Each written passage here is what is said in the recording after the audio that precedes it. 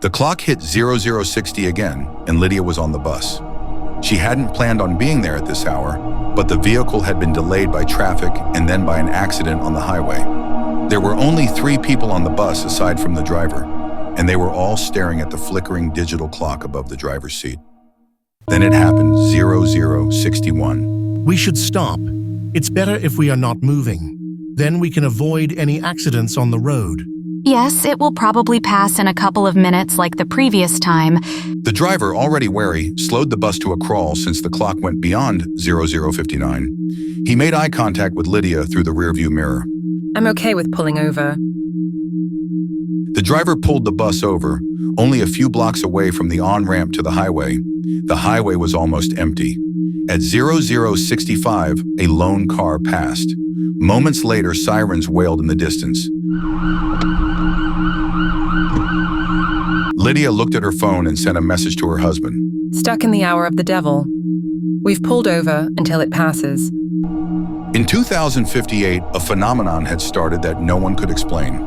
For the first time, clocks across the world defied logic, creeping past 0059 into the impossible 00, 60, 061, etc., and they would reset to 100 a.m. as if nothing had happened. Initially, few noticed. Most were asleep, but those who had noticed began recording it and reporting it everywhere. The next day, many people remained awake to witness, across different time zones, but it didn't happen until 8 days later. When it happened again, catastrophes followed, vehicle crashes, people dying accidentally, things falling apart during the extra minutes until the clock went back to its natural curse. People started calling it the time of the devil. The science didn't know how to explain it.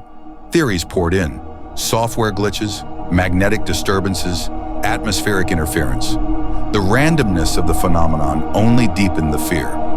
No one could predict when the clocks would slip beyond their boundaries. Days, weeks, and sometimes months passed without incident.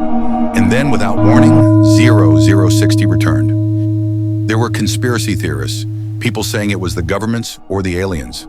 The astronomers became obsessed with how to explain it. But with time, it would happen so randomly that no explanation was enough.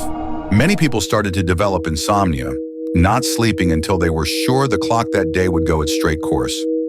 Public transport would try to avoid having buses or trains during these times, but it wasn't always possible. It was also never easy to know or predict if there would be an accident with those.